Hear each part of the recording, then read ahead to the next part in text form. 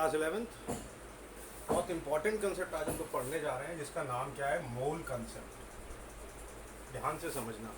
हम ये कहें तो ये एक यूनिट है नंबर की। In the sense of chemistry what we can say it is a unit of number. कैसे रिप्रेजेंट होती है, MOL के। और it has been considered as SI unit right now. और दूसरी बात इसकी ये है कि ये कैलकुलेशंस में बहुत हमको हेल्प करती है। किस तरीके के कैलकुलेशंस में, जो केमिकल कैलकुलेशंस हैं, क्योंकि आपको पता है जब पार्टिकल्स का नंबर आता है उसका रेशियोज निकालने होते हैं, मास के टर्म्स में करना होता है, तो हम एक सिग्निफाइड तरीके से इसको मोल को यूज़ कर सकते हैं। हम कह सकते हैं कि मोल है क्या हमारा, it is nothing but it is collection of what,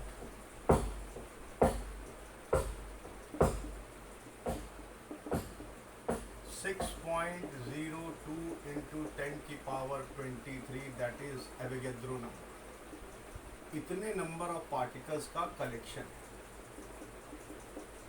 particle कुछ भी हो सकता है। जब एटम हम बात कर रहे हैं, यानी we are discussing regarding some element.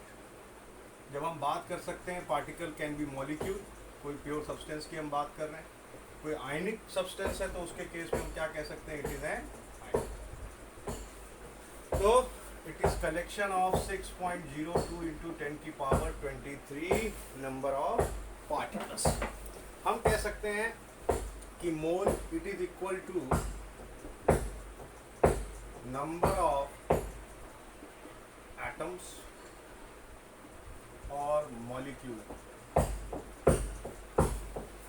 having equal to number of atoms or molecule, या हम कहते हैं mass of an atom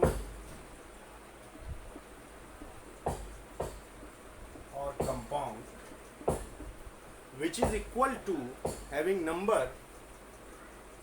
Avogadro. Mass of atom or compound having number atoms or molecules equal to those which is present in C12 isotope of carbon.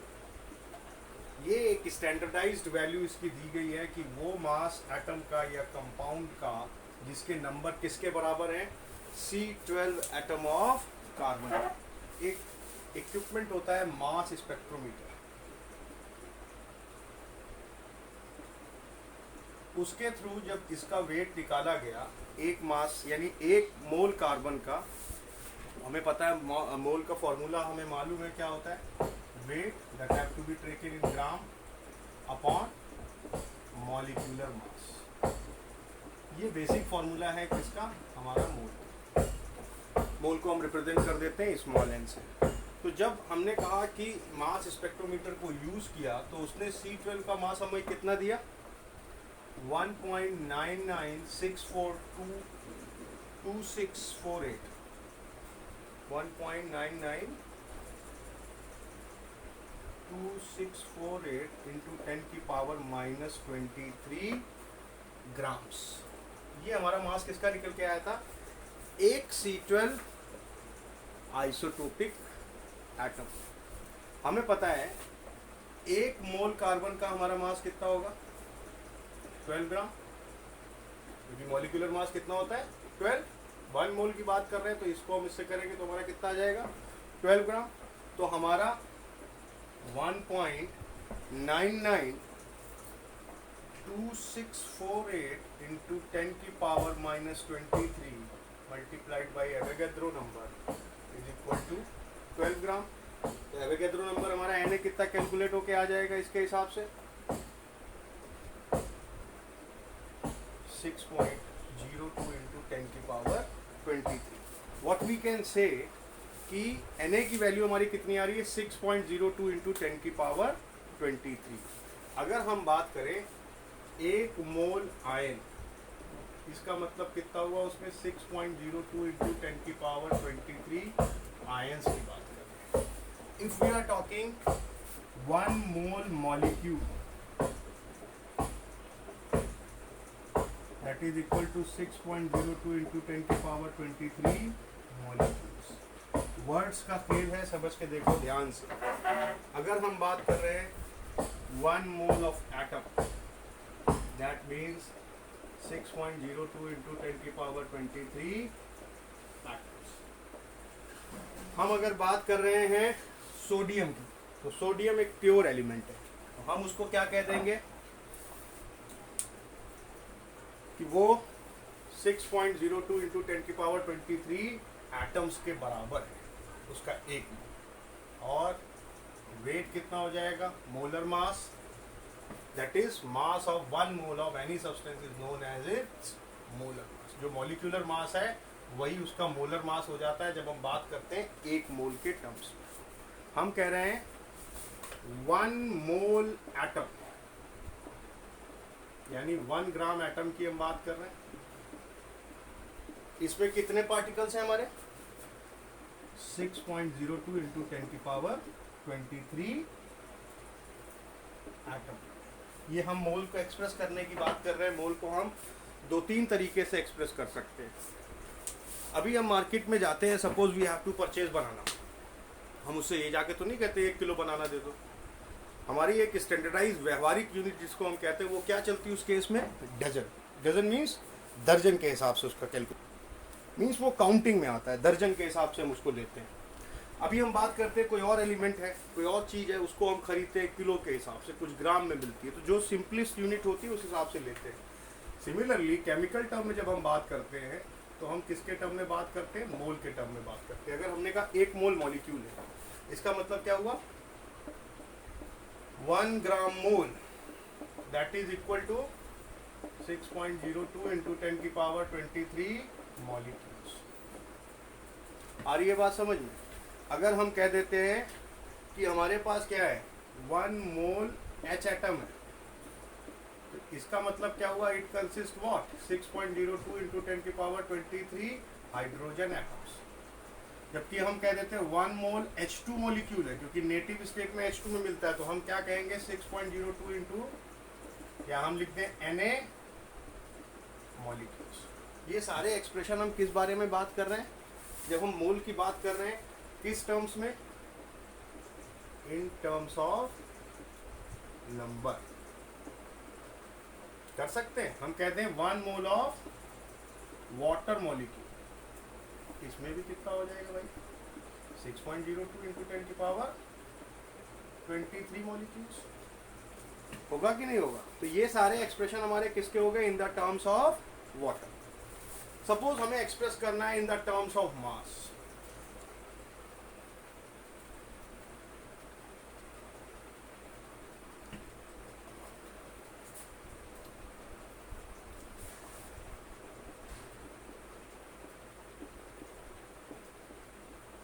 हमने कहा 23 gram sodium. Sodium का mass number कितना होता है, molecule मास 23.5 होता है। Calculation easy करने के लिए हम लेके चलते हैं। इसका क्या मतलब हुआ, मास ऑफ 6.02 इंटू 10 की पावर 23 एटम्स ऑफ सोडियम। इसका जो मास होगा वही मास क्या कहलाएगा, 1 मोल एटम ऑफ सोडियम। इतने तरीके से हम इस वर्ड को एक्सप्रेस कर सकते हैं। एक्सप्रेशन बहुत इंपॉर्टेंट है, उसी से न्यूमेरिकल जो लैंग्वेज होती है आपकी उसी से सेट होती है। अगर हम कह रहे हैं कि 18 ग्राम हमारे पास क्या है, वाटर है, क्या मतलब हो रहा है, हमारे पास क्या है 6.0 इंटू 10 की पावर 23 मॉलिक्यूल्स ऑफ वाटर का मास ले रहे हैं। मास ऑफ 6.02 इंटू 10 की power 23 molecules of what, H2। और हम क्या कह सकते हैं, mass of 1 mole of H2O। आ रही है बात समझ में। ये हम एक्सप्रेस कर रहे हैं जिस तरीके से भी करना चाहें। यानी अगर हम कहें कि हमें कन्वर्ट करना है, हमने कहा मास ऑफ 6.02 इंटू 10 की पावर 23 मॉलिक्यूल ऑफ H2SO4 के टर्म्स में हमें कुछ एक्सप्रेस करना है, वो कितने बराबर हो जाएगा, H2SO4 के मॉलिक्यूलर मास के, दैट इज इक्वल टू 98 ग्राम। एक हमारे पास क्या चीज निकल के है कि n is equal to weight that have to be taken in gram upon molecular mass. दूसरी चीज क्या निकल के आ रही है, n is equal to n upon Na, where n is standing what, number of particle. यानी आप कैलकुलेशंस में इस तरीके से भी यूज कर सकते हो, n upon Na is equal to weight upon molecular. एक मोल गैस एसटीपी के केस में कितना वॉल्यूम ऑक्यूपाई करती है, 22.4 लीटर। तो हम इस चीज को और एक्सपेंड कर सकते हैं, V by 22.4 litres means N is equal to W by M, that is molecular mass, number of particle upon Avogadro number, that is equal to volume occupied by the gas V upon 22.4 litre. इस फॉर्मूले को भी लेके चलोगे तो बहुत सी चीजें आसान होंगी। ध्यान से समझने की कोशिश करो इसको। एक और चीज होती है, कई बार न्यूमेरिकल्स में हमें मिलीमोल्स के टर्म में चीजें आ जाती हैं। मिलीमोल्स का मतलब क्या होता है, 10 टू द पावर -3 मोल्स। अगर हमारे पास कैसा आ रहा है, micron moles, 1 micromole, then it will be equal to 10 to the power -6 moles. ये तो हमारे डिफरेंट एक्सप्रेशन हुए किसके, मोल्स के। हमने मास के टर्म्स में देखा, वॉल्यूम के टर्म्स में भी हम समझ सकते हैं कि वो क्या करेगा, एसटीपी पे जो 1 मोल ऑफ गैस ऑक्यूपाई करेगी volume, that is 22.4 litre. NTP में थोड़ा सा फर्क हो जाएगा। क्या फर्क हो जाएगा कि वो 22.7 हो जाता है।